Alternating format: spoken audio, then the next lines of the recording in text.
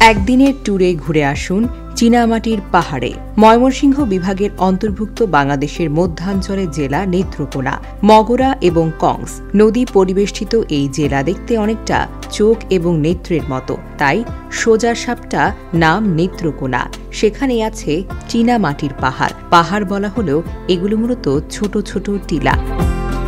দুর্গাপুর উপজেলার বিজয়পুর এবং এর আশেপাশের এলাকায় আছে চীনামাটির খনি। চীনামাটির এসব টিলা বা পাহাড় দেখতে খুবই মনোমুগ্ধকর।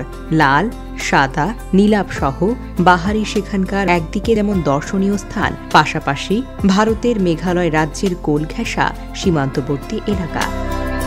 চীনামাটির পাহাড়ের সৌন্দর্য দেখতে সেখানে ভিড় করেন পর্যটকরা। চাইলে একদিনের ট্যুরেও আপনি ঘুরে আসতে পারেন দর্শনীয় এই স্থানে। এখানে আছে নীল জলের সোমেশ্বরী নদী, নিচে নীল পানির সোমেশ্বরী নদী, আর ঠিক ওপরে ভারতের বড় বড় পাহাড়। এমন একটি দৃশ্য যে কোনো প্রকৃতি প্রেমের মন ভুলিয়ে দিতে যথেষ্ট।